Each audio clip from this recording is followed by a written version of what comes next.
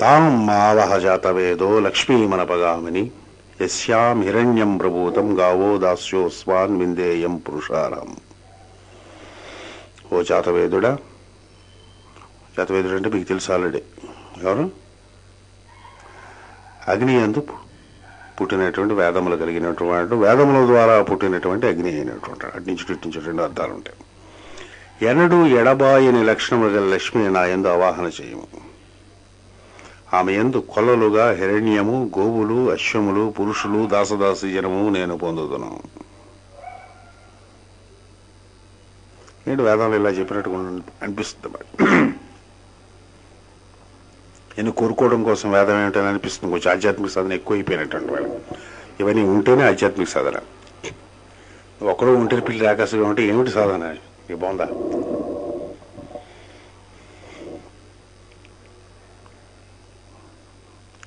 అశ్వములు అంటే చెప్పుకున్నాం. అశ్వం అంటే ఏమి చెప్పుకున్నాం?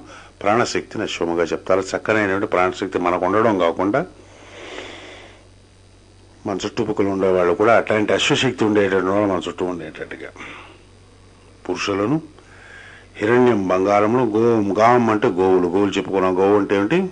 కిరణములు అనే ఒక అర్థం ఉంటుంది, వాక్కు అనేటువంటి అర్థం ఉంటుంది. దాని ద్వారా సమస్తం చూస్తారు. అనపగామిని మరి కూడా చెప్పుకున్నాం, ఎడబాటు చెందనటువంటి లక్షణములు కలిపి చెప్పుకున్నాం. అనపగామిని ఇంత పూర్వం మనం చెప్పుకున్నాం. ఇవన్నీ చెప్పుకున్నటువంటి మళ్ళీ లాస్ట్లో ఒకసారి చెప్తారన్నమాట. అనపగామిని అంటే మనం వదలకుండా వచ్చేటటువంటి జీవితంలో భార్య, పిల్లలు, తల్లి, తండ్రి, కొడుకు, డబ్బు, ఆస్తి, డిగ్రీ, ఇవన్నీ కూడా ఏంటవుతాయి? పోయిన తర్వాత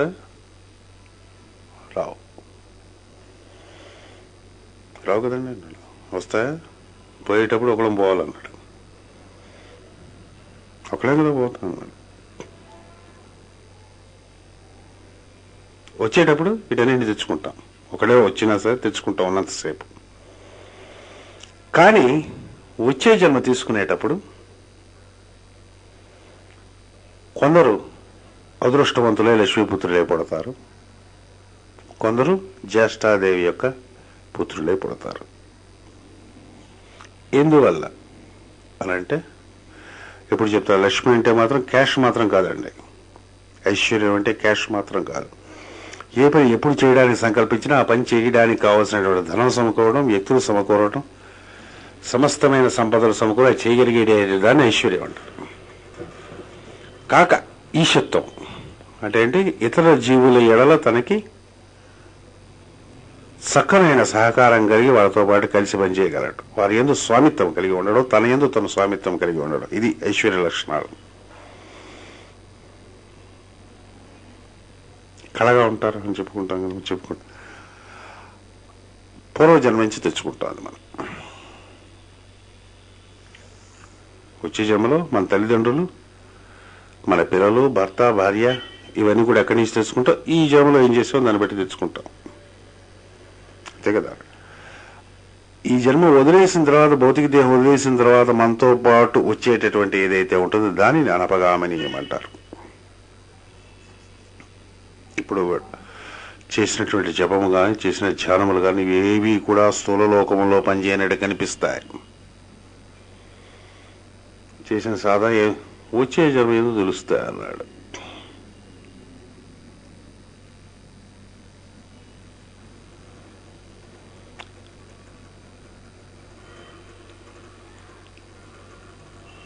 తెలుస్తాయా లేదా అంటే, ఒకే తండ్రికి, ఒకే తల్లికి, ఒకే ఇంటిలో, ఒకే హాస్పిటల్లో లేకపోతే నలుగురు కొడుకులు పుడితే ఒక్కొడికి జీవితం నందు ఏం సంబంధం ఉండదు అన్నాడు. జీవితాల్లో ఒకే కాలేజీలో, స్కూల్లో కూడా చదవచ్చు.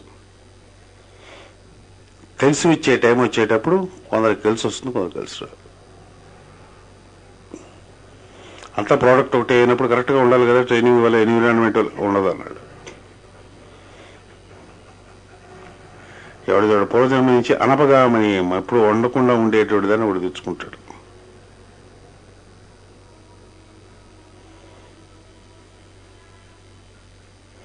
కాక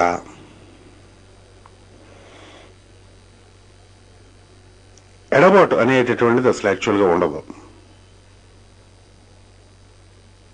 ఆ స్థితి ఒకటి ఉంటుంది. నిజముగా ఎవరి ఎడలైనా ప్రేమ ఉంటే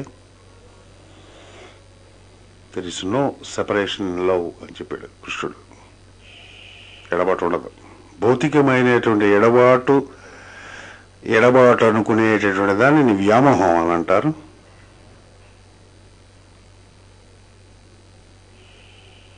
సంసారం అంటారు. దేహంలో ఉండకపోయినా ఇద్దరు 2 దేశముల యందున్నా 2 కాలముల యందున్నా ఎడబాటు ఉండవన్నాడు.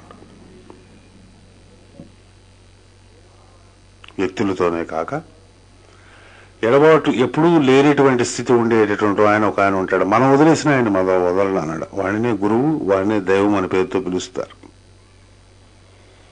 వాడితో ఎడబాటు లేకుండా ఉండేటటువంటి జీవితాన్ని అనపగామిని అని పేరుతో పిలుస్తారు. అపగమనం అంటే ఎడబాటు అని లెక్క అన్నమాట.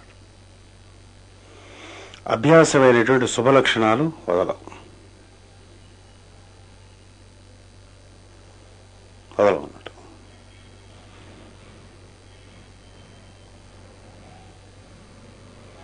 ఒకడికి ఎంత దరిద్రం, ఎంత బాధలో ఉన్నానండి, మీరు అటెంప్ట్ చేయండి, బ్రైబింగ్ చేస్తే తీసుకోడాడు. ఒకడు ఎంత ఎఫ్లుయెంట్గా ఉన్నాయండి, ఎంత డబ్బులు ఉన్నాయండి, కొంచెం బ్రైబ్ చేద్దామంటే తీసుకుంటాడు అన్నాడు. తత్వం అన్నమాట. ఆ క్వాలిటీ బెబర్త్ వస్తుంది. అలాగే ఒకడికి ఒక పని అప్పచెప్పామంటే ఆ పని గురించి మర్చిపోవచ్చు, మనకి వెనక్కి చూడక్కర్లేదు. ఒకడికి పని అప్పచెప్పామంటే డెఫినెట్గా ఎలీట్ చేయడం, పెంట చేయడం ఏదో ఒకటి చేస్తాడు. వెనక నుంచి మనం గాడ్ చేసుకుంటూ అన్నీ చేసుకోవాలన్నమాట. రెస్పాన్సిబిలిటీ అనేటివి, people of responsibility are born never made అన్నాడు.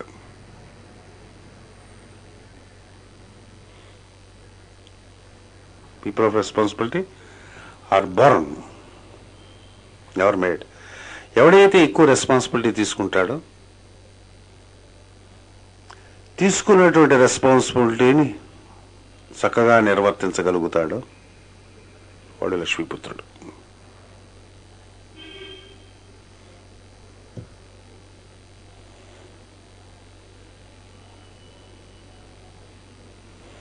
ఆ క్వాలిటీస్ ఏవైతే ఉంటాయో, శుభలక్షణములన్నీ కూడా ఈ జన్మ వదిలేసా వచ్చే జన్మ క్యాన్సిల్ అనే ఉండవు. అవి మనతో పాటు వెనక్కి వస్తూ ఉంటాయి.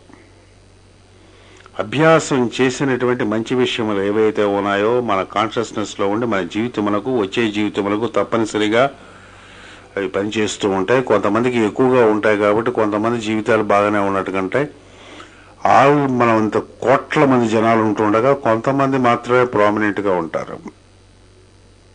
ఏ మహాత్మా గాంధీ, ఏ అరబిందో,